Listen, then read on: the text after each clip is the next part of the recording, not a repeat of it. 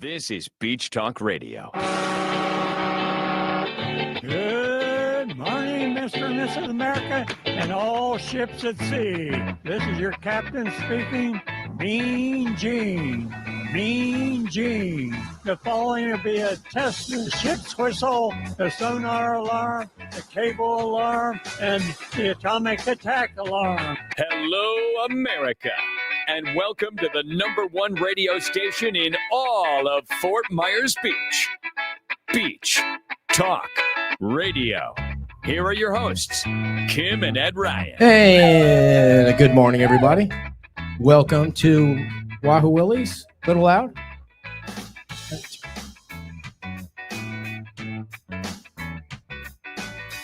Go ahead. There we go. And yours on? Yeah. There we go. You all right there? Where are you going? I'm new at this. This is our Sunday show. I know. The speaker, we're still working out the speaker issues. Go ahead, dear. Speak up. You're good now. Sit down. No, I'm too loud. I'm too loud. All right, I'll turn it down a little bit. See, there we go. See, we got all this fancy equipment, and now he doesn't know how to do anything. Better now? Yeah. All right. Well, the crowd we isn't can't that big elevate here. Thank this you guys show. for coming. We're always in the gutter. Come on. I don't know if you know, but we interview the mayor here every Sunday at Wahoo Willie, so thank you for coming. Although he's reconsidering his life choices on that, too. And we have a lot of issues. Dear, come sit next to me. You're making me very nervous sitting over there.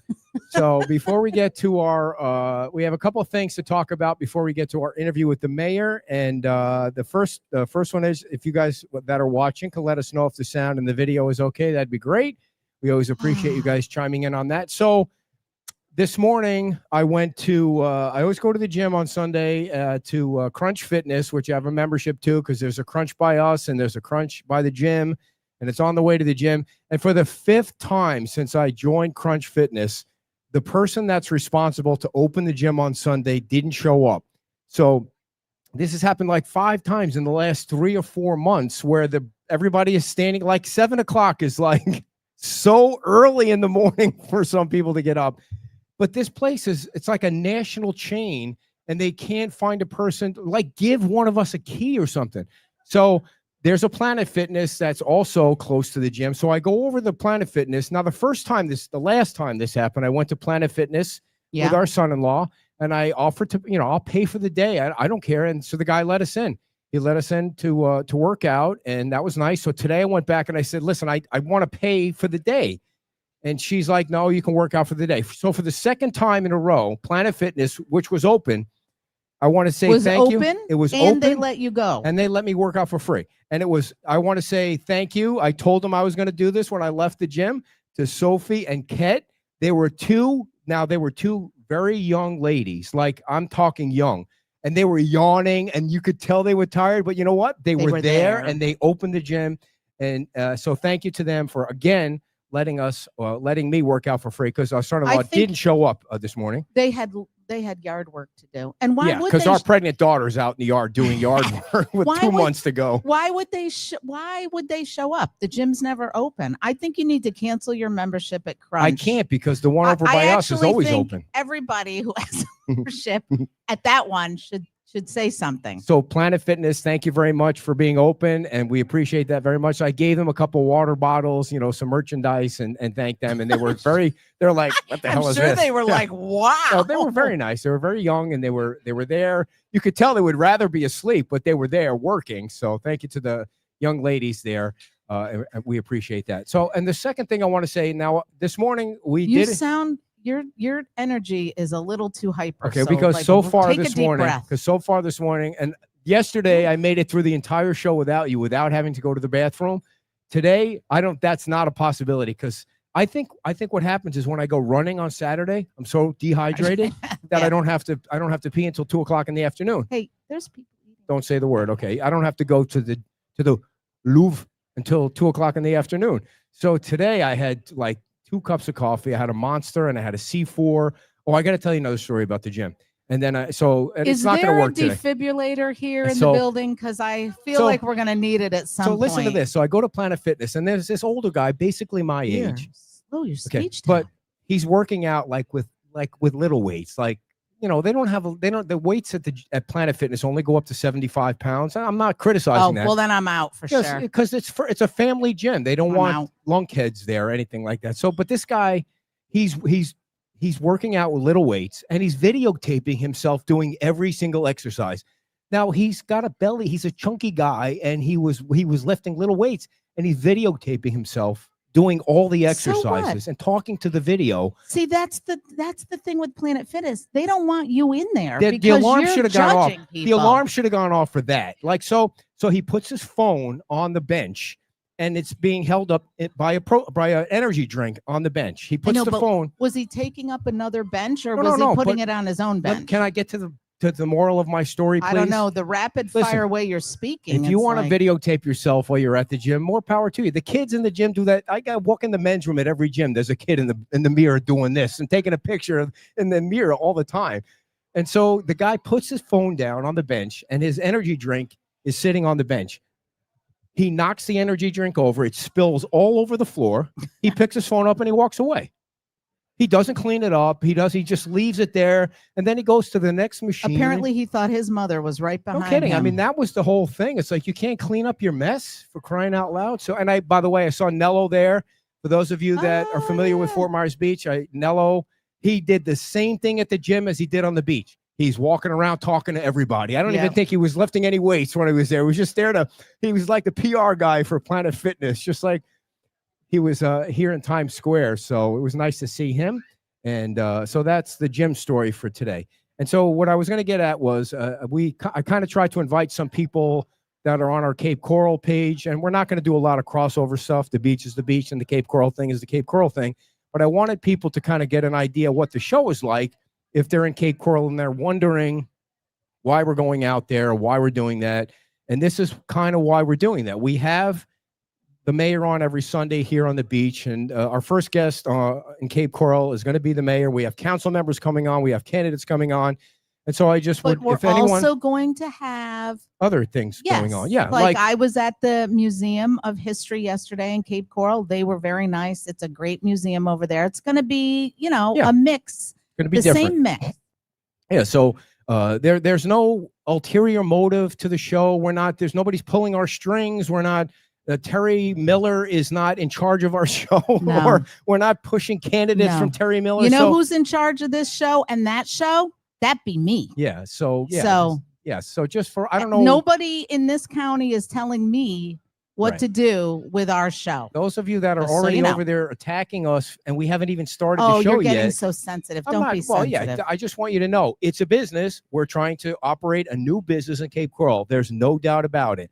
We're trying to expand the business because it works on the beach. Information and entertainment. That's it. We're not like a not-for-profit news organization. There's no. I mean, there are people like we do have bills to pay on the Fort Myers Beach Town Council. It's nonpartisan, and Terry Miller, I'm sure, had something to do with some candidates because he wins campaigns, and people hate that he wins campaigns. But it has nothing to do with us.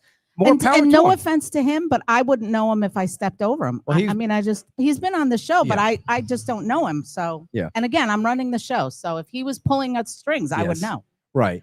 So anyway, if you're watching from Cape Coral, this is what you're going to get a little dose of. It's a little interaction between us. We've been together for way too long, and it's just nothing but marital bliss, the two of us. So 30 years. Yeah, 30 years. That's half my life. Oh my God, that is half my life. Yes. Wow. Yeah. So lastly, we want to thank this has to end. Not my life. Yes. The marriage, maybe, kidding. But not my life. We want to thank everybody who came to the party at Margaritaville last weekend. It really turned out to be a great event. Mm-hmm. Thank you to. Do we still have shirts? We have They're a so few cute. Shirts left. And by the way, it's a little bit. Oh, sorry. It's a little bit hard. The logo at the beginning, but after the first wash, it's all fine. So if you would like one of those, please come down to Wahoo Willie's. But the cake was awesome. This is my dance space. This is yours. Stay in your own dance space. There, 30 years. There's no touching? I mean, no. Nothing like that at all. Of course, after 30 years, there's no touching. Yes. All right. Ladies and gentlemen, the reason we're here is not so you can listen to us. It's so you can listen to this man. He is the mayor of Fort Myers Beach. Come on in, Dan. And he is going to answer some questions. Some of you may have been listening to or watching our Facebook page, and I came across a little bit of news yesterday, and I'm really hoping that, Dan, you got to control your own microphone now. You told me last week, don't push the button. Did you push a button last week? No kidding. I did. I mean, you got to move over something. Because your board looks like, remember when you were a kid, it had that memory thing where it would do the do with the colors, and you had to memorize it? Yes. That's what it reminded me of. So I started pushing the button. 2,435. I think we need a Howie update on his scooter every week. We need a little meter that says how far Howie's gone. Where in the world is Howie? Nobody knows what we're talking about, so you have to give a little bit of background. Howie Hoffman is here. He's got a scooter out front that was donated by people from our page. We raised money, got him a new scooter, and he is now at 2,435 miles, thanks to the people of Fort Myers Beach. He rides that thing everywhere. Yeah. You see him all over the place. He's always smiling, too. He's one of those... he's always a happy guy. He's like a what do you call it? He's part of the beach. He's one of the... He's like, I don't want to call him a relic, but what do you call it? Have you ever had him on for an interview? I don't know. Have you ever been on? I think you could talk to him for an hour. He came on during the scooter. I think we wouldn't need to talk, and he would do it. That's right. He's a New Yorker. And he's a big softballer. Yes. So, Dan, I'm hoping you have an answer to 56 years since Woodstock. Really? And he's still there. You went to Woodstock. Nice. So yesterday, a little bird told me, these are very reliable birds, by the way, very reliable. They always are. Yes. I mean, I wouldn't bring this up with you if it wasn't from a very reliable source. I'm sure you wouldn't. I heard that there's a possibility that Seagate will come back to the town and say, we're going to propose something lower than 17, maybe 12-ish or something like that. Have you heard something like that from Matt or anybody at Seagate? No. Damn it. It doesn't mean it's not true, but you may. No, I have not heard that. Have you talked to Matt at all recently? Yeah, I've had a conversation. And it never came up. No, okay. No, because, and I don't know if it's public knowledge or not, but Matt's obviously going to be working on other projects on the island. The cottage. They're building the cottage. Right. So, I mean, I've had a conversation with him about the cottage, which has already been approved, but no, I have not heard anything to what you just said. Oh, bummer. And when was the last time you spoke to him, if you don't mind revealing that confidential information? Several weeks ago. Honestly, I don't remember exactly when, but all right. It was about the cottage. Do you think if that was brought up to something like that, that would be a good thing? I mean, we all know where he can't. We all know where we're at. It's pending litigation. I'm not. Oh, is it really? Well, yes, with the writ and all that's going on. I mean, it's pending litigation, so it's probably something I shouldn't talk about. I got you. All righty. Why are you always trying to get him in trouble? He knows what he can try. You see, well, that's what the good thing is about the show. I can ask the questions, and you can tell me to flip off. I wouldn't tell you to flip off. I mean, not on the show, but after the show. I mean, I will do it politely. I wouldn't come right out and say it, but. All right, so I sent you a list of questions. One of the things I do, if anyone's watching from the other side of the water, is I do full transparency. Yeah, we're totally transparent. I mean, if the one thing is true about what we do, it's totally transparent. I send Dan the topics in advance. I don't send questions in advance because when you give a topic out, there are other questions that could come up from the answer. Yeah. Because I'm not trying. This isn't a gotcha interview. We're not trying to trap him in anything. The goal of the shows is always to get more information out. Compared to if you didn't do a show. Like there's no, I'm not criticizing any public information officer in any community. It's different. The public information officer is you're trying to get out different things. We're trying to dig into things that maybe the town manager is doing. Go ahead. Yeah, I think it's a different role because I've been asked several times, as you guys probably well know, why do you continue to do that show every week? And it has nothing to do with you. Come on. Well, maybe it does. In some people's eyes, maybe it does. But no, it has to do with, the show was started about information. The show was started about trying to get out information. And a PIO's job is to get out information, but they aren't going to get out every single information, right? A PIO is not in every meeting with a council member in Tallahassee or in DC or, with a potential developer. They're not in those conversations. And we don't always relate those conversations, just like staff, if they have meetings with their staff, they don't always relay every single conversation with council members and say, hey, here's what we talked about today. We'll ask questions. We have specific questions we ask. They don't, it's just a different.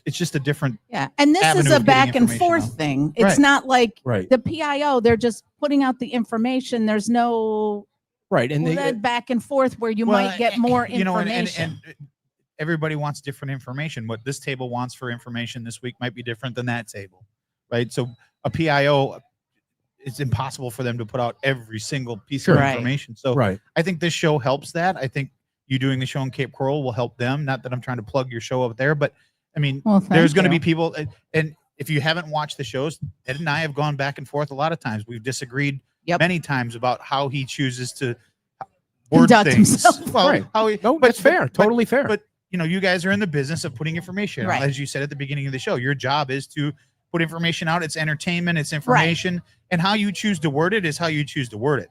You know, part of my job is to try to combat some of the things that get put out, not necessarily from your show, but in local papers and local.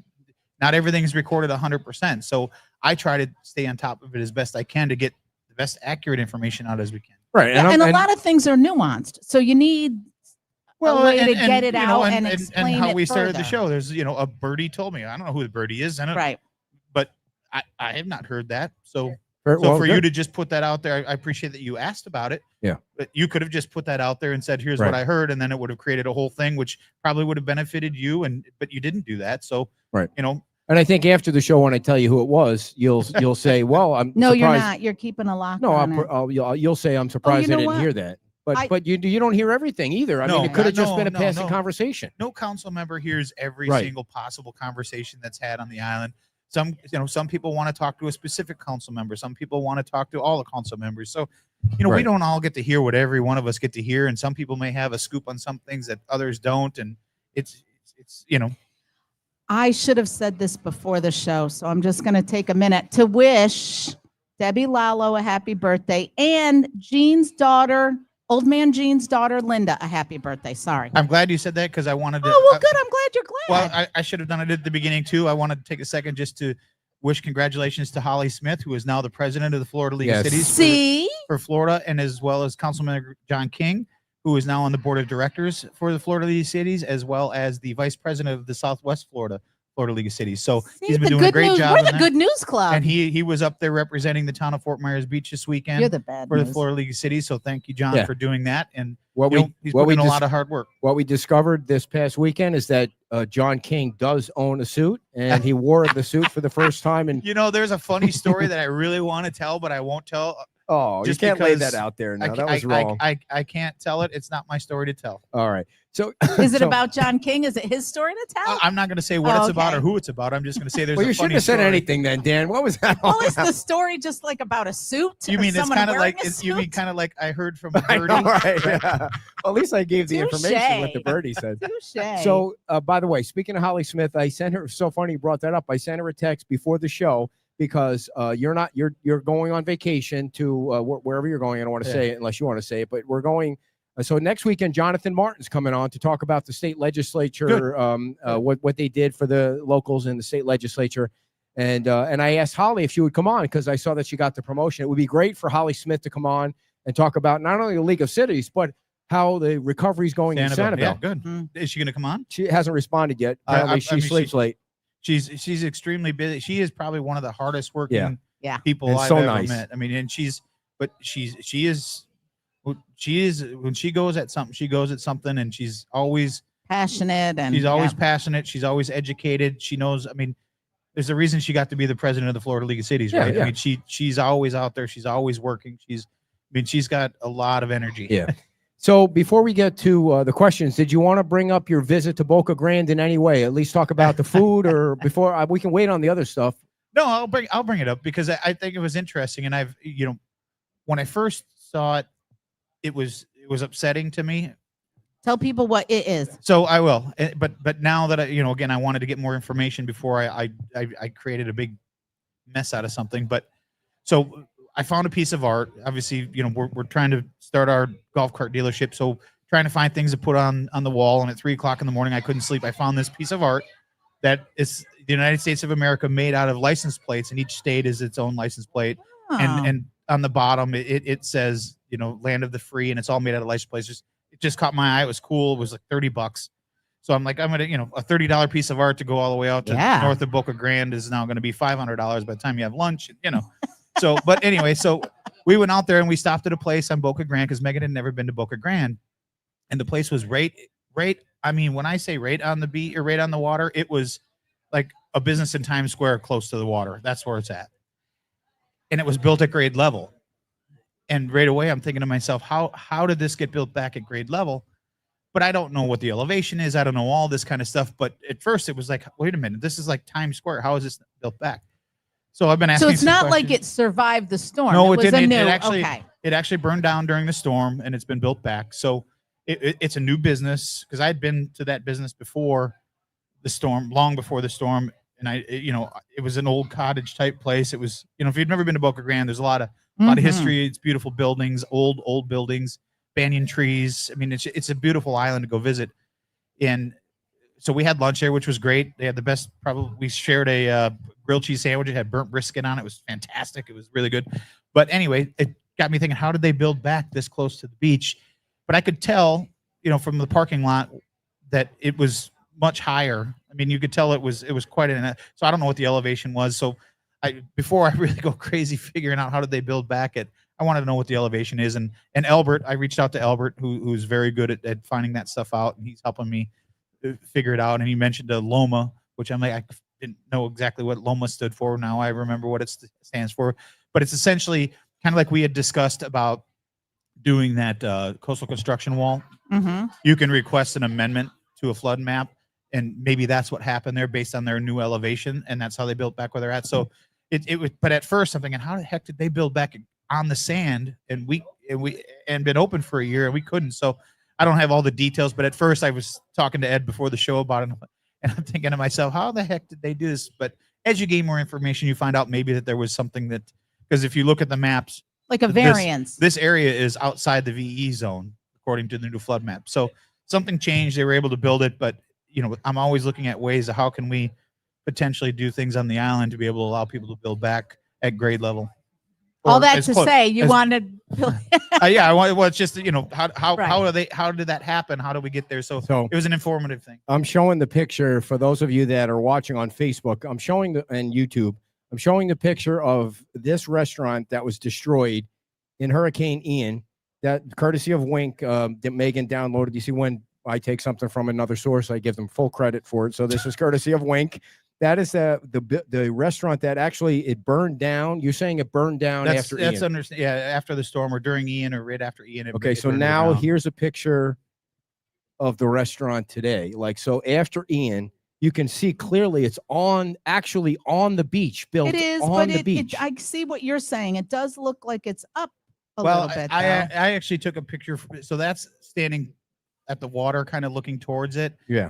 I took a picture from the other direction, looking at the building back at the water, and you can see based on people walking by, it's at a much higher up, because I want to know what the elevation was. That's the key, right? Yeah. If your elevation there is 15 feet, well, you don't have to raise it because you're already at 15 feet. Was it 15 feet? I don't know. I don't know what the flood elevation is. Just using that as an example. I'm just using that as an so example. That might be a deceiving picture because you can't see how low the beach is. Exactly right. Saying? So I have a picture that's the other direction where you can see it drops off significantly, and it does it in a couple different tiers. It's not like it goes straight down. It's when you see someone walking by the beach, they could be 5.5, 6 feet. Yeah. It gives it perspective as to how high they actually are based on where the water is. Gotcha. So I'm not trying to put anybody on blast, but I wanted to look at it to find out what is it they did to allow them to build back, and is it an opportunity that we could take advantage of? I don't know that it is or it isn't, but I'm always trying to figure out ways to how we can do things that maybe somebody else has thought of that we haven't thought of to be able to build back. So I wanted to bring up a couple of quick things that we talked about last week, maybe the last 2 weeks, about these bumps that you had. I don't mean you have bumps. Yeah. Oh. The bumps coming over the Prescott area bridge where there's a traffic light. I got to see. Thank God I'm getting new tires today, because I forgot all about that and never slowed down. Yeah, if you don't know about them. Can I just ask one favor of you today? Can I tell one story without you interrupting me? Like just one story today. Just one. If I wait, I lose the timing of the funny, so, and I you can lose write my it down. memory. Write it down. So if you go over those, they're not speed bumps. It looks like there's pieces of wood.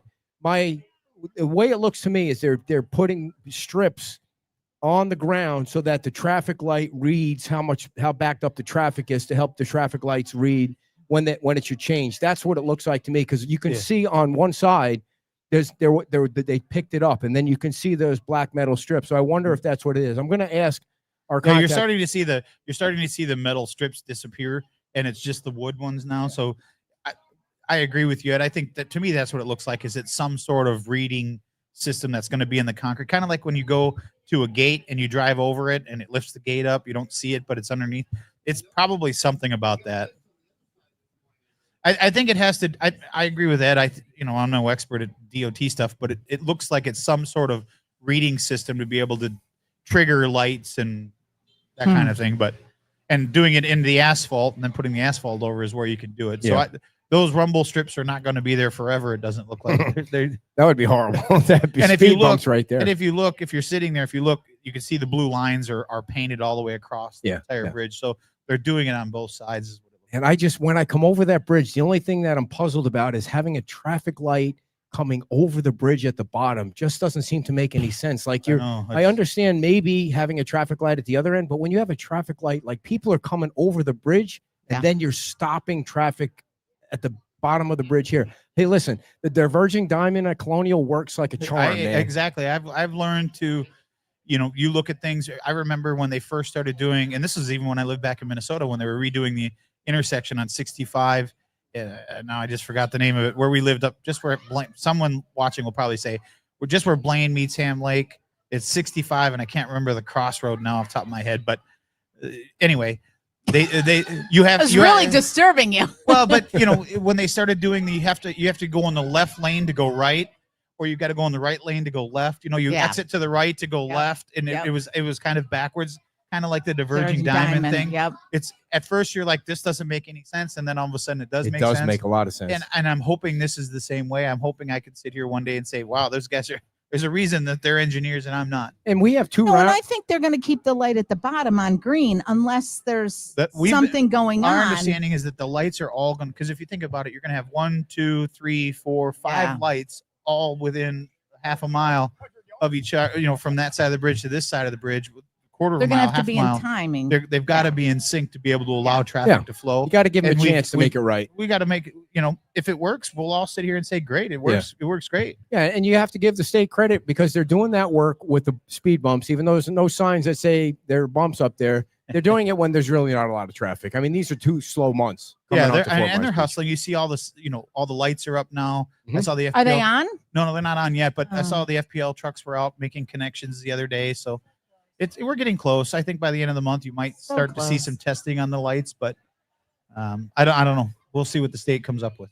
All right. So let's see. Oh, Tim Shadle is watching. Hey, Tim. Highway 65, somebody said. Oh, Tim had a question. Well, you knew that one. It's Highway 65. It's a cross street. I can't remember. There used to be a little small place in the corner that we used to go hang out. Well, let me hold on Tim's question until after I ask you the question, because it is the first topic that I wanted you to talk about. How is Town Hall coming? And Tim's question is about Town Hall. So where are we at with the new Town Hall building? Well, we're scheduled to have our first meeting at Town Hall on September 11th. So I was in there. I was in there this last week towards the end of the week. I'm sorry, I don't remember her name, but she was starting on the mural. She was working on the mural on the wall in there. It looked like all the grates were up for the drop ceiling. The walls have been painted. They're ready to go. The framing was in for the drop ceiling. So, we have to be there by September 11th. So for sure, you'll be able to come in and watch a meeting on September 11th. But as far as the official opening date, I know they were there working on the elevator. Will sent me a picture of them working on the elevator. I don't know if it's fully operational or not yet, which has been a little bit ahead of schedule based on what they told us. So wait September a minute. 11th. We'll just use ahead September of 11th. schedule? Because we haven't heard that ever. Well, ever. Let me rephrase it. Ahead of the amended schedule. Oh, okay. Okay. So as I was driving by the Town Hall, by the way, it looks beautiful, man. I think everybody's really gonna. I mean, it's gonna provide a lot of things. It's finally gonna provide a place that has survived the storms. We know that's going to be there for the long haul. It's we can argue whether it's in the ideal location or not, but it's a place on the island that we were able to get back for a third of what it would have cost to build a new building. Please be detailed about that because and I've seen comments about people, the town wasted $8 million on a building. First, the state was gracious enough to give us an appropriation to purchase that building. And between that building, the parking lot next door that we purchased from 7-Eleven, was paid for through state appropriations as well as recovery of funds from our insurance. That includes the FF&E, which is, building out the inside of the building. So it didn't directly cost the island taxpayers. Yes, technically it cost taxpayer dollars, but it didn't technically cost the island of Fort Myers Beach residents directly to shoulder that. It didn't cost. come out of the town's budget. No, it didn't. And it was, $8 million is a lot of money. But to build back that building now would be north of probably $18 to $20 million, which would have taken, 3 to 5 years, year in design, another year or two in permitting.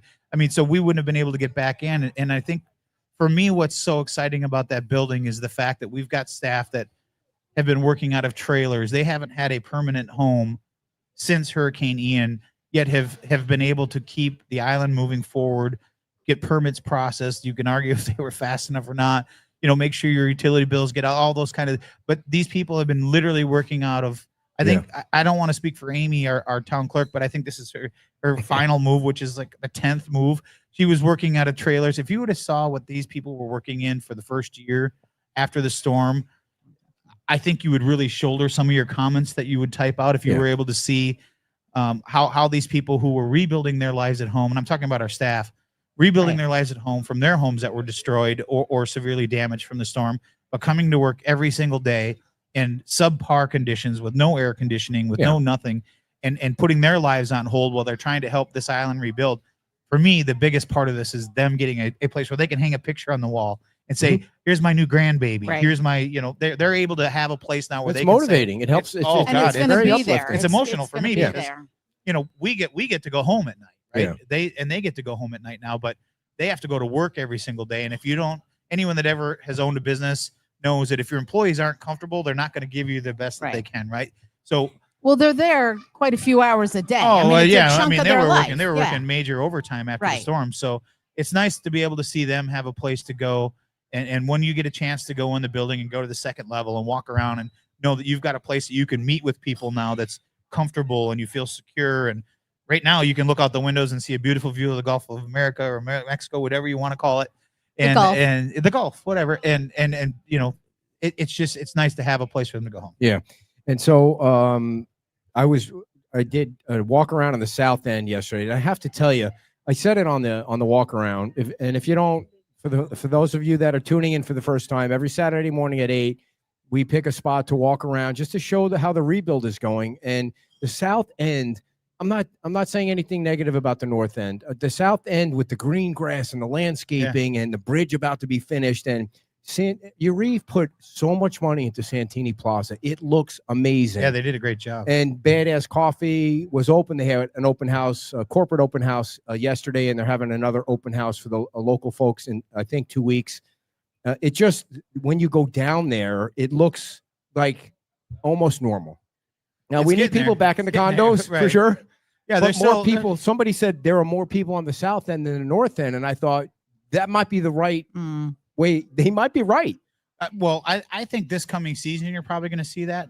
I mean, it's the streets are much wider there. The right of ways are much wider. Yeah. So the sidewalks are. I mean, everything. It's just everything's so much wider down there. But every morning you're down there, you see more people walking, more people biking, and every year it's gotten more and more and more.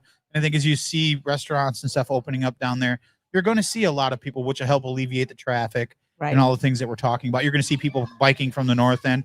Where Megan and I live, we're not in the middle of the island. We're kind of more closer to the south end of the island. But before the storm, we would always judge which way we were going to go have dinner or which way we were going to go support based on the traffic. Yeah. I could walk to the end of our street, and if I see traffic backed up at the end of our street, we were going to go support. It just depended on the time of the day. So I think we're getting closer to being back to that. I think for the first 5 years, the first one to open a restaurant bar type thing down on the south end of the island is going to do very well for the first 5 years until things potentially get approved and start getting built back. You're gonna see an influx of people enjoying, because I can tell you on business, we're in the golf cart business. People don't always want to stay on the north end, or they don't always want to stay on the south end. They want to see the entire island. It's not a huge island, so for them to be able to traverse on the island and be able to see things on the south end and shop on the south end and have ice cream and have coffee in the morning or in the afternoon and then go back to the north end, or vice versa. People who have spent their entire morning or afternoon on the north end who want to maybe go have dinner on the south end are going to have that opportunity pretty soon. I was a little. And each section is kind of got its own unique kind of character to it too. And some of the potential development that could be coming. The goal of the council has always been to, pedestrian friendly, walk friendly, be able to have, before the storm, if you were on the south end, there was really nothing other than Junkanoo, which was in the middle of the island. Right. There was really nothing for you to stop if you were walking or biking or taking your dog for your kids for a walk or whatever, for you to stop and have lunch. And I think the goal is to try to provide some of those things, whether it's a cafe, whether it's, and I think that could really, really help this island. Oh boy. Yeah, so you have one of your family members that is commenting. So. Oh, which one? Mom. Hi, Mom. Love you. Folks, if you're watching from the Cape, this is one of the most enjoyable parts of the show is reading the comments. I mean, we let the comments fly and stuff like that. It's all fun and fair game. I'm guessing my mom's ripping on me for something. No, but we probably won't repeat that. Oh, I will. It's out there, so. So I don't even know where I was going. I'm Well, now reading you your gotta mom's- Totally derailed. No. We'll let you read it later. Okay, so we're now 40 minutes into the show, and But that's how my family is. They're not pulling any punches.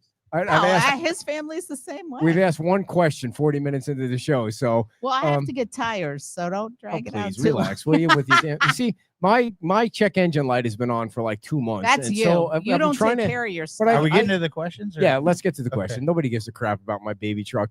So yesterday we had Greg on the show. I don't know if you saw any of that or heard I did. about it. I watched it this morning, yeah. And so I don't want to bring up everything. Obviously, there's stuff going on. But the one thing I did want to ask you about, because you have been involved in the school, was Greg. I've only heard this from Greg. He said that he believes that part of the reason the school district is not rebuilding, and I'm jumping to an assumption there that they're not going to rebuild it. I think it's a safe assumption, but whatever, is because Seagate was approved. I've never heard that from anyone other than Greg. I haven't either. And, Greg's a friend of mine too. And when I heard that, I don't know where that came from, because I've had meetings with almost every single one of the board members that has never been brought up once. The word Seagate, red coconut, those words have never been mentioned. I think you were right on in your comments. It comes down to financial, fiscal responsibility, which is a word that gets thrown around a lot. But I think that's what it comes down to, and we'll see where it goes. I'm hopeful again that we'll be able to find a resolution to be able to keep the school open. But it's out of our hands at this point. It really is out of anyone's hands except for the superintendent and the school board. And until they make a decision one way or another, we won't know what the next steps are. But Dan, I think it is safe to say we're not jumping to conclusions now. It's safe to say they're not rehabbing that school. There was no indication that they were leaning toward rehabbing the school currently as it is. It's all leaning toward charter. Well, if it even happens at a charter. And I think that's where it kind of gets into the weeds a little bit, because we can say as decision makers, we're not going to do something. But if you're in an agreement with another party on something, you can't just come out and say we're not going to do something, because you already have an agreement in place that says that you're responsible to do things. So there's a lot of key things that are in play here, and the school board and the town and the ad hoc committee are trying to find their way through it. So I wouldn't go flat out to say they're not going to do something one way or another. I think having continued conversations with them has been very helpful. Dan, let's be honest, please. Nobody's watching. Dear, we've rehashed I'm as honest as I can be. Move on to the next question. But the vibe you're getting is, let's be realistic with the people. It's not going to be rehabbed.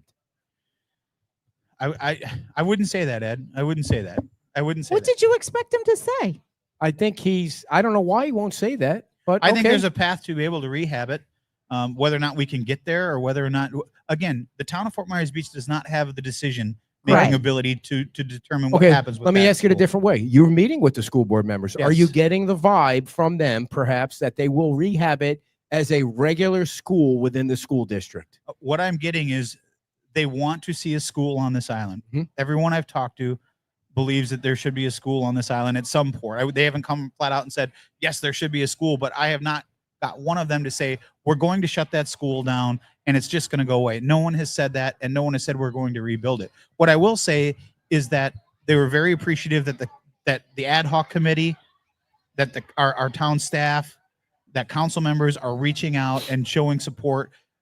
They're encouraged that we're fighting for what we believe in, because not everybody does that. So it's been encouraging conversations that I don't, there's nothing that I could tell you except for it is not our decision. At the end of the day, it's going to be the decision based on the recommendation from the superintendent, and continuing to have conversations with her and the staff, from our staff, and then me having conversations and other council members having conversations with the board members. I think we'll be able to find a resolution, but at the end of the day, it's not our decision. Let me just ask this real quick. A while back, you were talking about, you were pretty passionate about asking them to take that off the table. I was. Any movement on that? They have not, no. Okay. And I don't expect them to. Again, we can ask what we want. We're fighting for what we believe is right. They're fighting for what they believe is right. I believe there's a hybrid in there of some sort of thing that will work. Compromise. I just don't know. I think there's a compromise in there. At the end of the day, we want to continue to have a school on this island. We want to continue the kids that are on this island currently to be able to go back to school as soon as possible. Yeah. And we want to be able to have, because as I've said before, if there's only two things on this island that everybody agrees about, we'll just say two. No one ever argues about the school or the water. Those two things are always things that everybody's on board with, right? Yeah. So, and because there's a long history. So now you might have, I wouldn't say 100%. Good Lord. Spraying from mosquitoes. I will give Lee Melzick credit. I did see one of his comments saying 100% of the people. If I said 100% of the people are in favor of any one thing, I would. We know that's not true. But I would say the gross majority are in favor of keeping the school. Yeah. So I feel like, and then we'll move on. I just want to say this one thing. There was a previous town manager who said to the Bay Oaks committee, think big, think grand. Like, imagine you had an endless budget. So what did the Bay Oaks committee do? They thought big, they thought grand, and they 15 million, wasn't it? It was $1,000 million. It was $100,000 million. It was a Taj Mahal. I was on the board. I was on board cab at the time with Lee Melzick. Yeah. When that was told to us. So and then what happened was they thought big, and then the guy who said think big said, "Wait a second, you only got $50 to build a building." I mean, I'm exaggerating, but he didn't give them the reality at the outset, and he pretended like you could have something big. And so the only reason I'm bringing that up is I think the school board should just come out and say, okay, we're not going to go, just give these parents the closure on that, and so that the town can move ahead with a charter or not. There needs to, like, the longer they drag it out, the fewer kids are around. They mentioned 39 kids at the last school board meeting. It went from, because they got to find a place to go. The thing that bothers me the most about any government agency, whether it's the school board, whether it's the town of Fort Myers Beach, whether it's Florida, is you get caught in a lot of red tape and consultants. And you can consult something to death, right? Whether it's at our level, the school board's level, the state's level, at some point, you've got to just make a decision. You were elected to make a decision. Make a decision one way or another. 100%. Make a decision. Yes. And for me, that's always been my issue with all politics. Is it seems like sometimes it's you try to find ways to not make a decision when you just make a decision. You're going to live or die by your decision. Yes. It might be right. It might be wrong. We've all made mistakes. We've all made bad decisions. But in life, we've all made bad decisions, right? And what makes you stronger? You learn from bad decisions. You're living with a 30-year. I'm living with a 30-year bad decision. Yeah. Talking about kids, when is the pool going to open? So good question. Thank you. So as you may or may not know, those that are listening, to rebuild the school, we didn't really get anything out of the FEMA appropriation or out of the pool. FEMA the pool. I'm sorry. The pool. We're shifting. We're shifting, Dan. Shift. My brain, yeah. Rhymes with school. So we did apply for CDBGR funding of the $1.1 billion that came down from HUD. We were approved for our Parks and Recreation. I don't remember the exact dollar amount. I want to say 1.4 or whatever, something like that. But we've been looking at trying to find ways to rebuild the school. But the pool. The pool. Sorry. Wow. By the way, the new school is going to have a pool. Right. By the way, I don't know if you knew that. It's literally right across the street, right? It's not that far. No, so the pool has the funding in place. We've been approved through the county and through HUD to be able to fund the pool, but you have to go through a specific process. When we put it out for bid the first time, requirements are you have to have at least 3 people bid on it. We only had 2. So it had to go back out for rebid. Once you go through that, my understanding is that you no longer have that 3 people that you have to, you don't have to have 3 bids. We did receive another bid. It had to go through the approval process to select them as the bidder. And you have to go through a public meeting because it's HUD funding. It's all federally funded money that's going to be used to build the school. So the process is moving forward.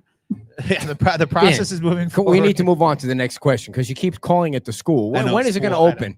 That was the question. I think that was the question, right? 100 years ago. You can't open this. You can't open the pool until you've selected a contractor. You can't open the pool without the school. Is what he's trying to say, everybody. Well, maybe it's, I'm not trying to make light of it, but we'll see which one opens first, right? Did you have a date in mind?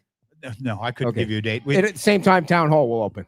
No, town hall. We know town hall. You'll be able to walk through the doors on September 11th because that's where we're having our budget meeting. So you're going to hell or high water. We're going to have that building open on the 11th. By the way, for those of you that are watching that care about a potential tax increase, whatever it is, up to, is it 29 or 26? I don't know. If you listened to you yesterday, it was now up to 29. So you're evidently breaking news that nobody else knows. Is it 26? It's 26. Because I said, I didn't say pool or school. You know what? I'm glad you brought that up because I want to touch on it just briefly. Here we go again. I just want to touch on it. Here we go again. Because how statistics and numbers work, everybody's brain works a little bit different. Yeah. And I was having a conversation with a very good friend of mine the other day who looks at it differently. We've talked about 26%. We've talked about it's 6% and 26% of that, and that. And he looked right at me, and I never thought about it this way because we all look at numbers differently. And he said, what is the overall percentage to my total millage rate? Because that's what people really care about. It's 1.5% of your overall. That's the easiest way to put it. Wait, what? So if you were, let's say $10,000 is your tax bill, your entire tax bill for everything that's included in it. If the proposed 26% increase, it would be a 1.5% increase, which is $150 at $10,000. So that's what, and until he said that to me, I'm like, well, I think a lot of people that maybe don't understand all these numbers would understand what is the overall cost going to cost me. Bottom line is basically what it comes down to. 1.5% of your total millage increase. This is where it really. Again, we've given direction. We want to. I know you have, but this is the thing that really irritates me more than anything. When you have a 26% increase proposed on the table, politicians. Not accusing you of anything. You accuse me whatever you want. I'm not accusing you of anything. But you can't accuse me of not opening up the damn gym in the morning. You can't accuse me of that. They will try and justify whatever. They'll try and figure out a way to tell you it's only a cup of coffee a week or it's only $10 here. They're trying to say that your money is not your money. It's really my money because it's only a little bit amount of money. A 26% tax increase on a government is a 26% tax increase. And you can cut it any way you want to. But that's a fact. But again, I can say it's 26%, or you said yesterday it was 29%. I didn't. That was a mistake if I said that. I didn't mean to do and you that. said it 2 or 3 times, which I'm like, why are you trying to? I don't know what you were trying to do. You could have texted me and said I made a mistake. I didn't watch it until this morning. All right. Well, I apologize. It's not 29. I'm not trying to. So yes, you could say 26% is 26%, but the point. What? Yeah, it's exactly. But that adds up for you, doesn't it? It's all an increase. The point you're saying is an increase and an increase. Right. And any increase people think is too much, which I don't agree with that. I don't agree with that. I think people will be okay with gradual increases. Like if it's a 4% increase. I have had people stop me on the street. I've had people email me about the potential increase who understand it. Okay. But I've also had people saying absolutely not, don't do it.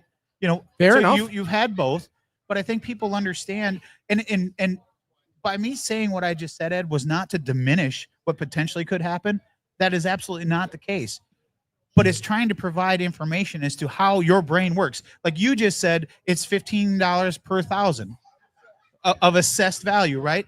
So how your brain processes it is different than other persons. Right. And when I had the conversation with my friend, his brain processes it different than I do.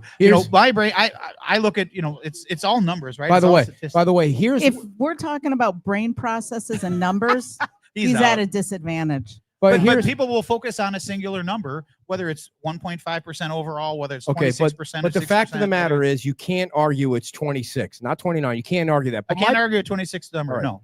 And you guys may bring it down. You're working to bring it down. That's what you do. Yeah, and it's important to note that we can't go over that. Yes, everybody. Because of the way that we're required. Everyone in the state, not just the town of Fort Myers Beach, is required. You have to set a tentative millage rate by August 4th. So my can't go above that. Part of what really bugs me about when people say it's only a cup of coffee or it's only $15, because they're not factoring into the fact that Fort Myers Beach property values went up. That means you're automatically getting a tax increase on every single piece of your tax bill. Because your property value went up, you're paying more on fire, on library, you're paying more on everything. Sure. So you can never demean. Well, it's back. Well, in fairness, it's back to where close to where it was pre-storm. So yes, you're technically close to back to where you were pre-storm, but your point is taken. Yes, every year if your value goes up, there is an increase. That's true. And to be fair, Fort Myers Beach millage rate is the lowest, other than I think the library, on your tax bill. But it's no shame in having the lowest tax. No, you're right. You're 100% correct. And in the entirety of the town of Fort Myers Beach's existence, it has gone up and it has gone down. So it can do both. Mm-hmm. Has it ever gone up 26%? I don't know. Honestly, I don't know for sure if it's ever gone up. Again, now, you like to say 26%? I did 26 something. I just know like, the number's 26. We're really talking about 1.5% increase on your total tax bill. I mean, how did we go? I must have missed that math. I'm going to have to go home for the rest of the day and try and figure out 1.5% is the same as 26%. It just depends on where you're applying. But you see what I'm saying? You're trying to make I it don't sound think like the servers think that 1.5 on their tip bill is the same as 26%. Anyway, we're not talking about the tip bill. Well, I'm just saying. So how can 1.5% be the same as 26? Because if we can go, make it quick. We can explain it. Though. You weren't here, so that's all right. We'll just use if you have a $10,000 tax bill every year for your property, what we're proposing is a 1.5% overall increase. Overall to what you pay of all the villages, of everything. If you're paying $10,000, you are now going to pay $10,150 based on the proposed 26% increase that you like to say. It's all numbers. It's all the same. You're not wrong. I'm not wrong. You can dice it up however you want. Two things can be so Dan. But again, to your point, it doesn't mean that should happen, right? It doesn't mean that that's good. It just means that this is the reality of the numbers because everybody processes the number. And I'm not trying to diminish an increase. If we didn't have to increase it, we won't increase it. If there's a way we can find a path forward, we will. So, speaking of that, let's just run over a few things. I mean, seriously, I've requested, and I know Amy, I love Amy. She gives me information faster than anybody else. That she's a great clerk, and she's a great keeper of the records. And I can be a pain in the ass asking for a lot of stuff. I admit that. But never to her. I mean, I really appreciate the work she does. I've asked for the numbers at the Mound House. Like, I want to know the number of people that go. I'm not picking on what the Mound House is, but the residents of Fort Myers Beach are paying for the Mound House. Just the residents of Fort Myers Beach. Is it really their responsibility to pay for the Mound House? Is Bay Oaks worth it? You're paying for a pool that hasn't been open in 3 years, and you're asking for a tax increase. Mm-hmm. Are you looking hard at those facilities? I mean, do the residents... Nobody that lives off the island is driving in traffic to get to Bay Oaks. Sorry, they're not. Well, right. They're going to Crunch Fitness, not on Sundays. Right. That's always been the issue, right? Is it's an underutilized facility. Before the storm, we were struggling. How do you? The biggest issue back then was nobody knew it was there, right? So when we were able to do the property swap with the Kohler family to be able to get the entrance in off of Estero Boulevard, that increased it, right? Now you have something, you see people working out there almost every day at the outdoor facility.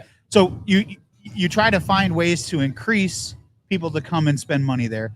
I don't know of any municipality, I'm sure there's some, I haven't fact checked it, but I'm guessing most municipalities, their Parks and Rec department work at a deficiency. Okay, I don't want you to mix the two. I agree 100% with the parks.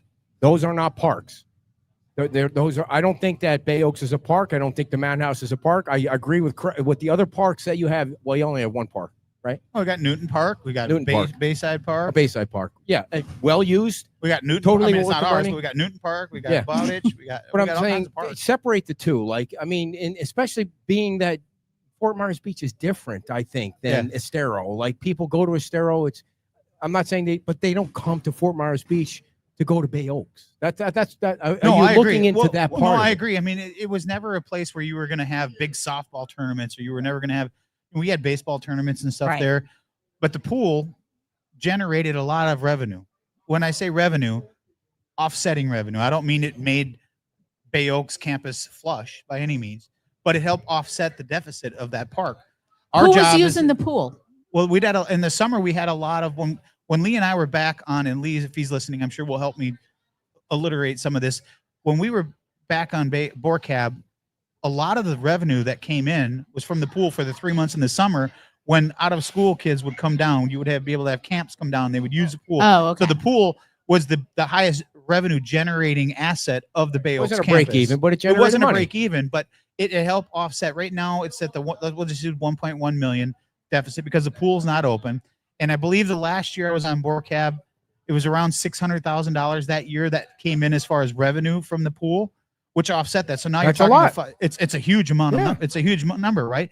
So that doesn't mean that this budget cycle we shouldn't look at. Are there things that we can do until the pool's back open to help offset that? Are there things once we get the new field built with the pickleball and the walk around?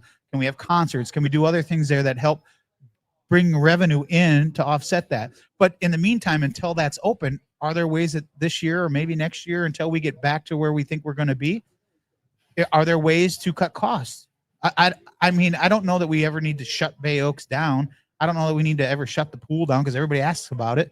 But are there ways right now that we can look at trying to offset some of those costs? Or if their programs aren't up and running, how can we? And I know there's been a lot of talk about the fireworks, and a lot of the reporting on the fireworks cracks me up because if you read the article, you'd think I was like trying to find a way to save the fireworks.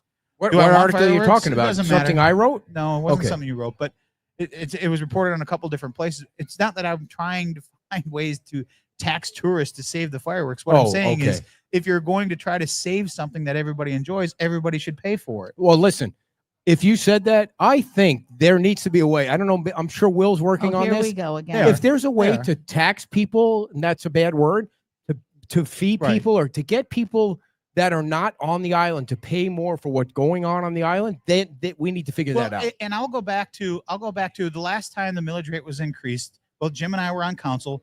It was right after COVID, and it was raised for two reasons. If you remember, the main two reasons it was raised were to get lighting on Estero Boulevard and for community policing. That was the last time the millage rate was increased to help offset some of those costs. And people were, obviously some people were upset about it, but everybody believed at the time community policing and lighting were very important, and they were willing to spend their tax, but they knew where that was going. We still have neither. And I think that, we did have a massive hurricane hit we did 2 weeks after that. So by the way, things got put on the back. You see the size of that Hurricane Erin? Oh, it's massive. Holy moly. Massive. Can you imagine if that hits anywhere? It's nuts. So, but my point is, I think if people, and I think Will and his team are doing a great job of being able to say, we're proposing this not just because it's a number. We're proposing it because in order to keep the services that we're providing today, this is what it's going to take to operate within that. If there's ways that we could save money, we will certainly look at it. We've given them direction to do that. Is it going to stay at 26% potential? I don't know, but we won't know until I doubt it. I don't think so.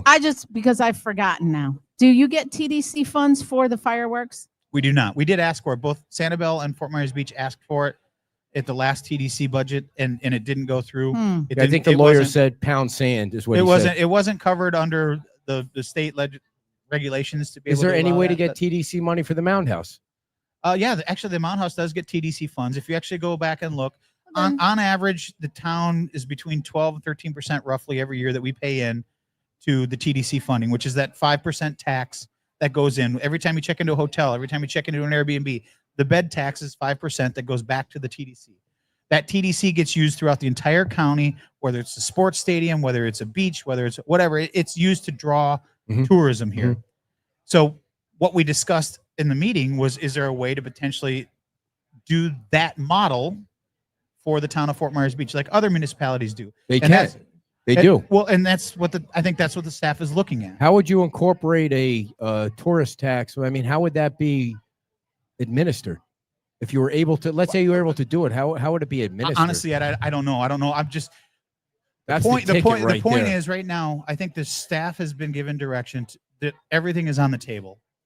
Every discussion, Bay Oaks, Mound House, everything that we all cherish and we all love. We're working in an area right now where we are in a deficit. We knew we're in a deficit not because of something that the town has done. Right. It was something that Mother Nature gave us on a silver platter, and we're trying to figure out how to operate with. If there's a way to incorporate some kind of a tax that generates people that come to visit the beach, that would save the residents from a tax. I want to be careful when you say because I know it might not. When you say things or when we say things, people have a tendency of taking little snippets and make a video. What you say and then make it into something that the town is looking to tax every tourist that comes over the bridge. No, the town is looking at every potential opportunity to save money. But my point, which is meaningless, but it doesn't matter what I say. But because if you can figure out a way to get the tourists to pay a little bit more somehow, I don't know what it is. And I know some of you are thinking, well, we tried to get a toll. Well, the town doesn't own the bridge. It's something that the town would own. But I think that revenue, you want 100% of that revenue. No, to the people that have an issue with what you're talking about, their point is correct. It doesn't just affect the tourists. It affects those of us who come out and eat every day, that live here as a resident. So it's not something that would just be a tourist potential tax. It would be something that every resident would be paying. It would be something that whether it's a half-cent sales tax, whatever it is, everybody's paying it. Yeah. But that was the point, is how can we look at something that everybody enjoys, whether you're a tourist or a resident, and fireworks is the one that we were talked about. But I think the context of that conversation got misconstrued a little bit. We were saying got what? Misconstrued a little bit. I'm you sorry, left part of the word out. I did. We were looking at you're such a wordsmith over there, yucking it up. $155,000 line item. That to me is low hanging fruit. If that is something that we can help offset some of this potential. What was the 155? We'll just use $155,000 was the fireworks number. Yeah. The line item that everybody seems to be focusing on. It's not that we're fighting to try to find a way to fund that. We're saying if that is something that will potentially help our residents by not paying more in an increase, that's easy, low-hanging fruit we should look at. Do we all love fireworks? Absolutely. Do we all want fireworks? Absolutely. Does it draw people to the island to watch that? Absolutely. But should our residents have to 100% pay for that? No In way. my opinion, no. No, I don't think you should budget it. And I think if the businesses want it, we all need to. I know I gave you an idea. And you didn't, not you. I mean, the idea was the residents shouldn't have to pay for the fireworks. If you want to raise the money, you got to start early enough. And you say to every business, it's going to bring you in money. Can you donate $500? And I think, which is what we had before. I think we got to go back to that. I mean, before the storm, we have to, that's a starting point, right? Because the chamber would raise roughly 50% of the fireworks and then the town would pay the other half.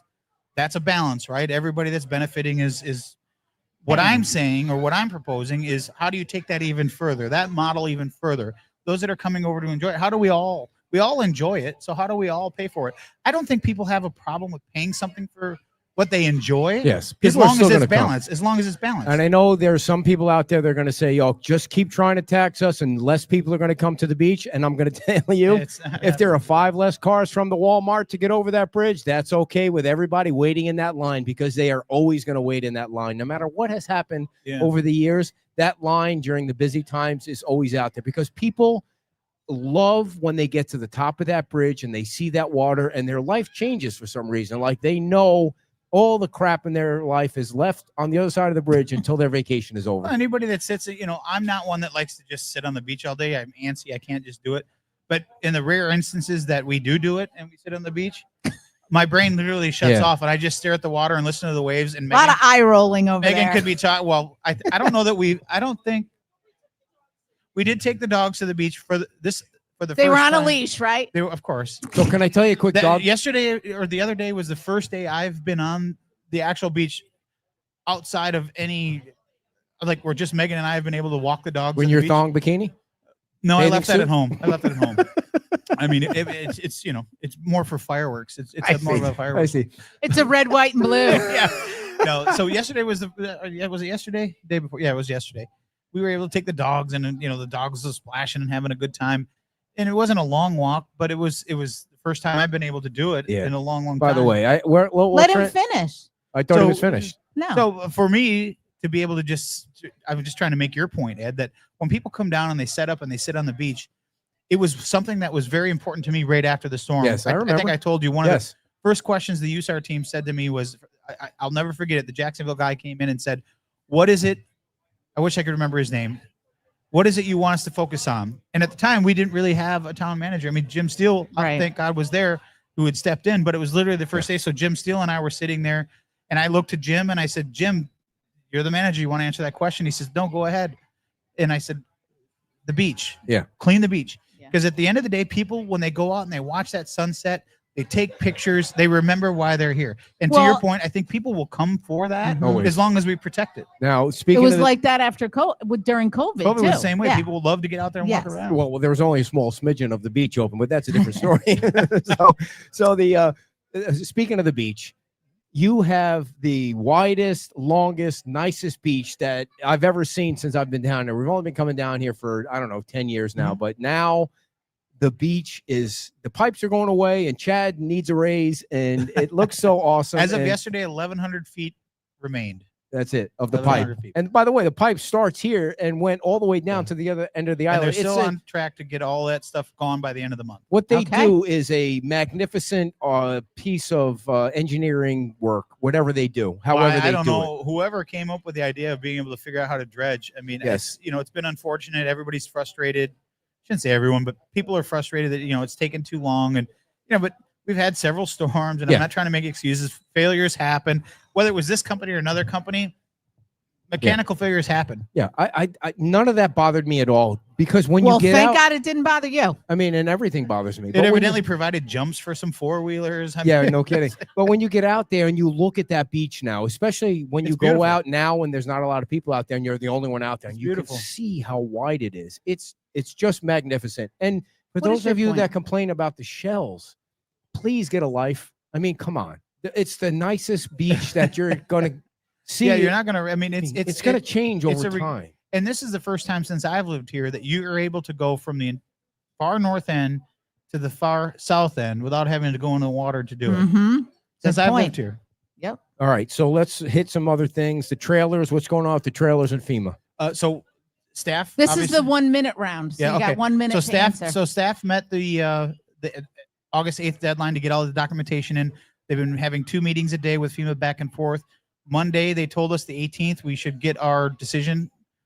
Is what they told us. So based on all the documentation that we've provided, Andy, Will just sent out a number kind of thing. Basically, 69 properties were in that severe category, and 28-ish were in that just need like elevation certificates, stuff needs like that. Improvement. Well, no, but all have had code cases filed. So if you think that your property may have a code violation case, if you go and look at the town's website, you could search that. But we've provided the documentation to them. Their decision.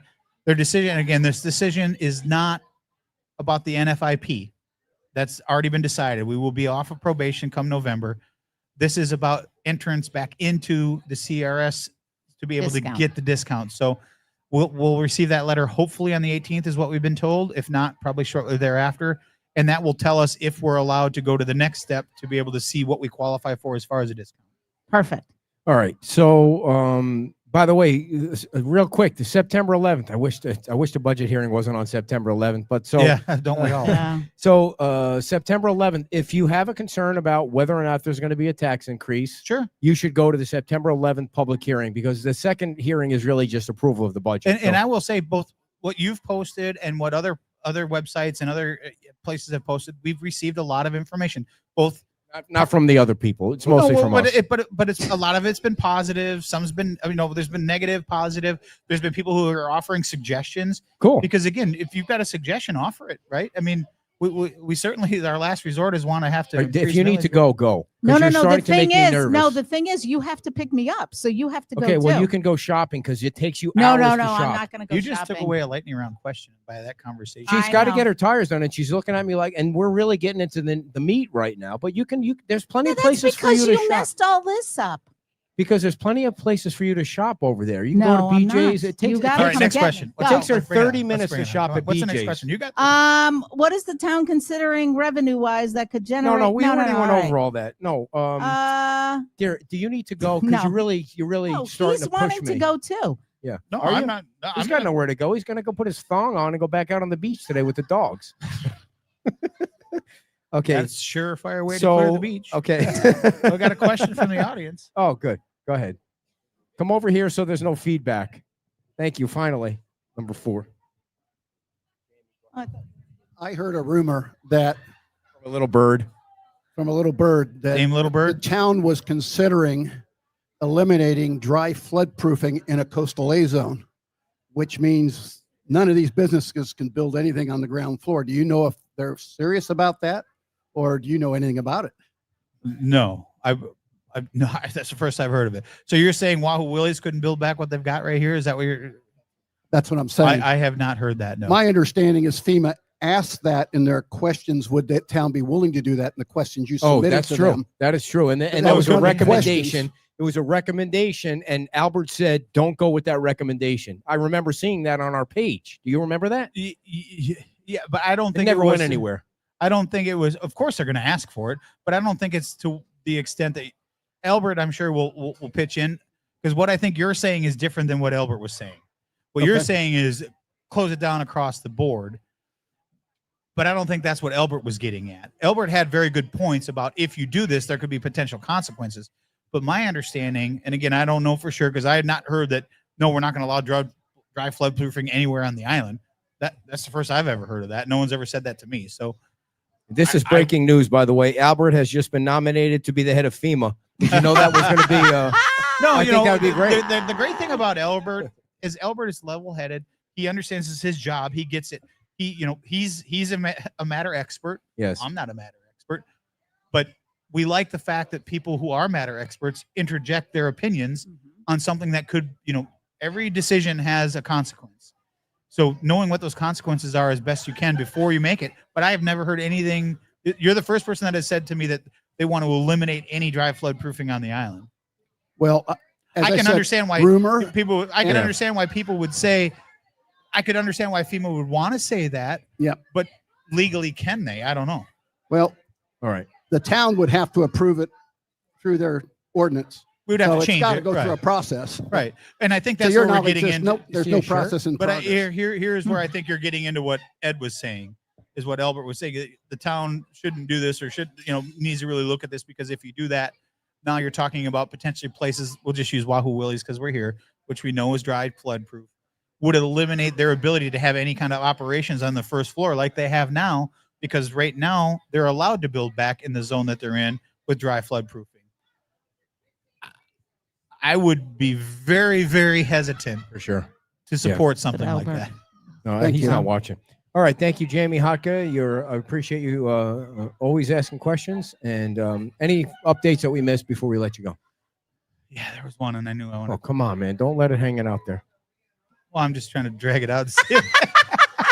By the way, I don't know how you're going to Get go outta shopping here. if there's no room in the truck to put anything that we shop for, because I got all our merchandise. So what are we going to do? So then I'm not going to go shopping. So I'm going to sit there and wait for Can you you to just- come can give me you- a ride home. can you I'm Uber? not going to Uber. Uber I'm home. not going to Uber. Come on. No. Call I my don't sister. trust She'll them. pick you up. No, I'll end up dead in like some canal somewhere. Because it's so dangerous in the BJ's parking lot, by the way. I mean, so, you have- so if you ever get an Uber called for you from your wife, you understand the reason. So No, I think we have got you it. heard We're anything about the salty crab, the cottage, or the 7-Eleven? Yeah. So, have you seen the canopies up at the 7-Eleven above I have the not. tanks? No. Across from Junkanoo. So they've got, over the weekend, they've been working on putting up. That's what I wanted to talk about. I'm glad you brought it up.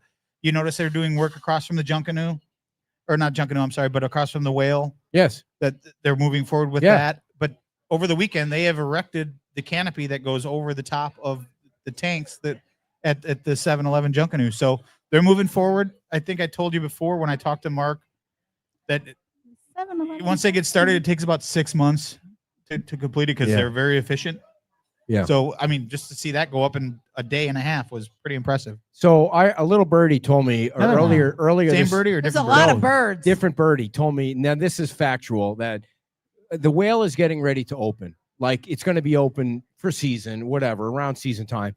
they're working on something big. And I heard the name of a potential concert. Oh, here we go. I'm not going to let it out of the bag, but if they are able to land that, this beach is going to go crazy for that day. I mean, it's unbelievable what they're working on. And Mike, there better be an admission fee. There's a lot of good conversations going on about how we can generate. Yes. I mean, people are energized. They want to try to make people come down. I mean, you look at Mullet Fest, you look at all these things that. Oh, they're having Friday night music starting at the end of August. Did you know that here at Bayside Park? There's a lot of good conversations going on to try to generate people to come down. We always know August, September, October are very difficult. Next month we got songwriters, which brings a great group of people. Yeah, in. then it's going to start. So we're really looking forward to it. But how can we expand on that going forward? Every weekend. It's the only battle right now is, and they did the Jobu Fest or whatever it's called. Jobu Fest. At Sandy Bottoms last night, it was so hot, and they still had 175 people. Yeah, we can't. By the time we got back, it was around 6:30, and there were still a lot of people. Yeah, there. I tell you, Dawn knows how to pull off promotions, man. She's great for this island. She's great. She needs to run for town council. That's what makes this island so awesome. Is you have people like she Dawn just and needs Mike to Miller do what who are she's doing. I mean, they just love to bring people. They love to bring energy up, and they're nice people. And you know, Megan and I, we spent most of the day driving places that Megan hadn't been yesterday, because we were off the island, and there's no island like Fort Myers Beach. No, I mean there really isn't. There's just every island is unique. You should run for mayor. I should. Right? No, it's just everybody. But I think what people forget is everyone that lives here in Southwest Florida or anywhere in Florida chose to come here for the most part. Very few of us are born and raised, but those who are born and raised love it here, and probably are not happy that those of us from the north or the Yankees are coming in. But everybody moves to where they feel comfortable, right? And Fort Myers Beach has its own eclectic, energetic vibe. And a lot of people that have chose to buy here and invest in here could live anywhere they want to live. But they chose here. There was a couple sitting here before the show. They're staying at the Harbor House. They're from they mentioned where they were from. They're from Florida. Did you hear where they said they were from? Plant City. Okay. They've been coming down since the bridge was the swing bridge over where the bridge came over here. He said, we brought our kids, we're bringing our grandkids, and they come during the summer because they don't have to fight the traffic. They're spending money. Last night at Snug Harbor, they're spending money here at breakfast, and they just fell in love with Fort Myers Beach. But we've been saying that for the 3 years you've been doing the show. So Palm Harbor. So and you can pick any beach to go to, but it's just so I don't know what it is, but I think it's the bridge. You come over that bridge now and you see that and you're like, I feel pretty relaxed. Well, right and now. it's if you like things to do. Most people that live here like to stay home, but they also like to go out and do things. And this island really provides you that difference. You can choose to stay home, or you could choose to go out. And depending on we'll just use before the storm, but I think it's going to go back to that. You could choose to go to the south end or the north end, depending on what kind of environment you want to have. And I think we're going to get back to that. We're close to being back to that. But I think that's what draws people here. You guys know, and they'll be back. Even before the storm, when you look workers, like, when I came here, I was a bar back, right? I worked as a bar back. Yeah, I was at Pinchers. I was a bar back and I sold bikes. Wow, bar back to mayor. So, anything is possible in America, people. Anything is possible. So, you can, but how much were you making? Not a lot. Was it minimum wage back then? He was making more than he makes as the mayor. but back then, funny story is back then when I first moved here, I left DirecTV. I didn't go out to Denver, and I came here, and I was literally working as a bar back at night, and I sold bikes at Quickie Bike during the day. Wow, how cool and is that? I barely made enough money to pay my rent at the time. My roommate and I paid $950 a month. Wow. On the beach. Wow, that's crazy. So things have changed, and people who choose to come and work here, they want to stay here. And you see a lot of people that are commenting that decisions that we're making are pushing people out. Economy is pushing people out, right? And you look at cost to build. Yeah. You look at what it costs again back in 2012 for rent and what it costs now.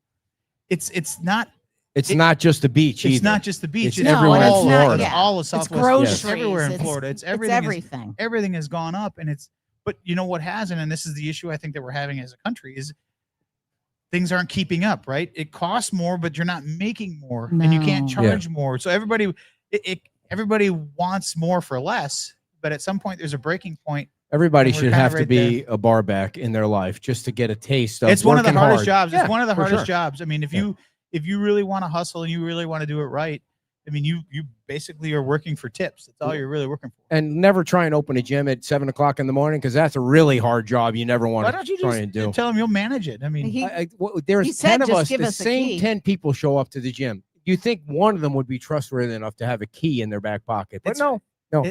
Planet Fitness. I heard you talk about after I was done doing that, I wanted to get AV. I went from construction to working as a bar back, and back into AV because AV has always been a passion of mine. So I actually worked for a company that did all of the AV work for Planet Fitness. So I traveled the country doing AV work for Planet Fitness. Did you get a free membership? I did not. But it was. So I know a lot about Planet Fitness. Yeah, Brad Foreman, who is a friend of the show, he lives. What's the name of that street right next to? Is it Gulf Shore, Gulf Island, Gulf? It's next to the condo that's not yet quite open. It's right by where it's the street just south of where they're building the new fire department.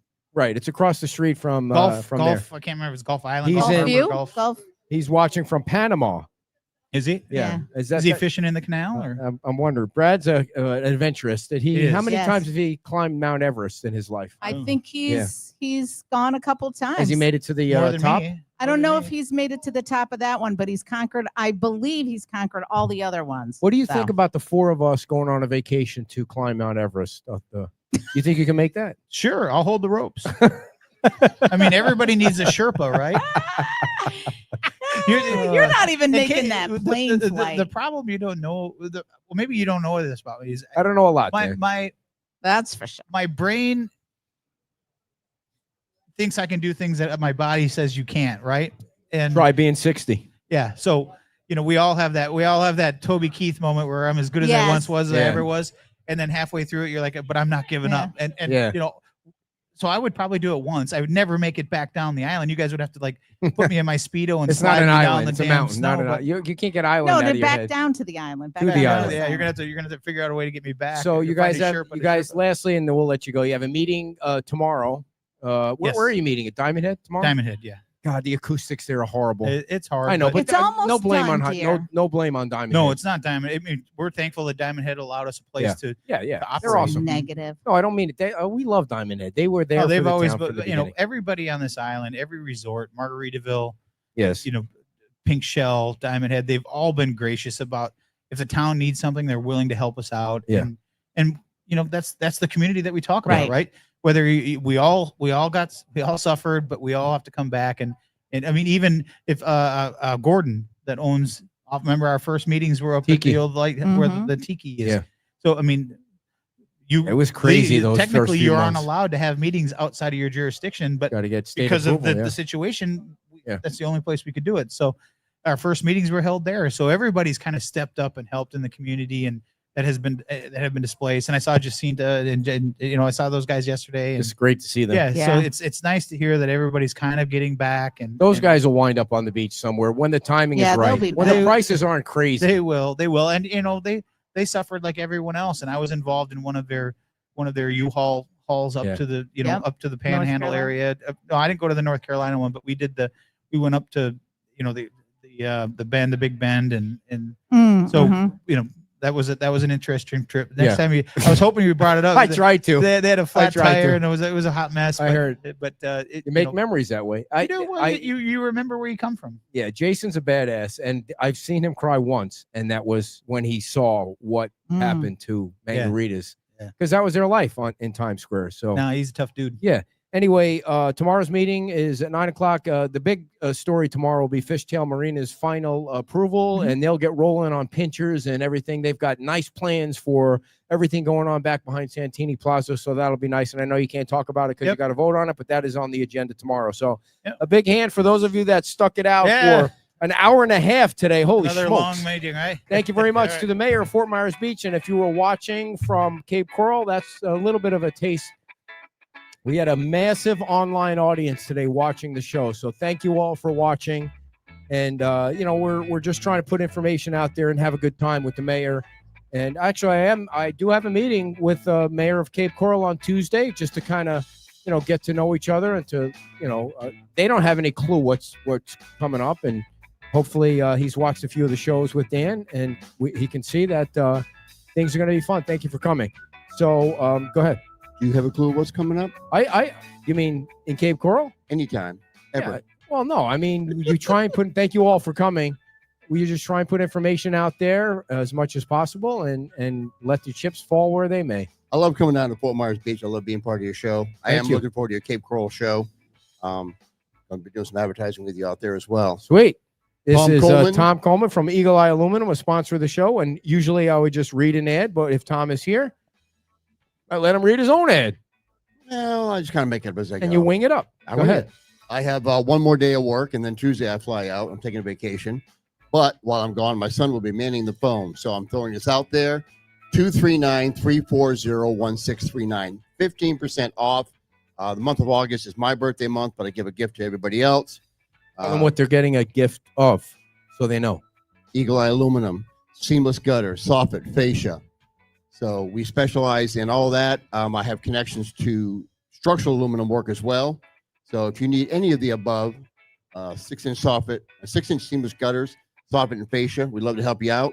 My son will be manning the phone while I'm gone, so I challenge you guys to call the phone, make them busy, and hopefully everything works out. So thank you, Tom. It is a rainy season, so if you look outside and you see rain coming off your roof and beating you up in your AC unit especially, it's one of my biggest concepts. Yeah. Mm-hmm. If you have don't have gutters on that side of your house, it saves you thousands of dollars. Okay. AC units get quite expensive nowadays. So. And your website, you have a website? I got Facebook page? Facebook page only. I don't do a website. That's the way it is these days. Yeah. I just keep it simple. Facebook 239-340-1639. Thank you. Tom Coleman from Eagle Eye Aluminum, everybody. And also I want to send a thanks out to Island Pancake House and the Sea Grape Plaza, a sponsor of the show. If you're not coming to Wahoo for a great breakfast, please stop by the Island Pancake House because they have an awesome breakfast. They also have lunch. They're open 7 days a week. And Brian and Stacy are two of the nicest people other than everybody else that came to the show today. They're all the nicest people, but Brian and Stacy fit into this category. They're locally owned and operated. They were damaged. Their unit was damaged during the storm. They got back into their unit there, and they've been operating for the last couple of years. So stop by the Island Pancake House. They opened at 7:30 in the morning. But if you knock on the door at 7:15 and Brian sees you out there, he's going to let you in.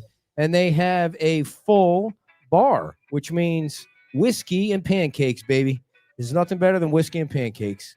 And our last sponsor of the day, and I thank you all for tuning in today, wherever you are watching from, Michael Stewart. Michael Stewart is a structural engineer that will help you build something that will never fall down ever again. You could have Aaron come through. You can have Ian come through. You can have Charlie come through. You can have whatever storm was the worst storm, and your facility will still be standing only if you call Michael Stewart first. The guy's a badass, and he's going to build you one badass house or home or business or whatever you need to build. You need to call him first. If he can't help you, he'll call somebody else to help you, but he can probably help you. You can go check him out online at mstewartpe.com, or you can email him, mstewart@mstewartpe.com. He said to me, whenever you say my name, make sure you say PE.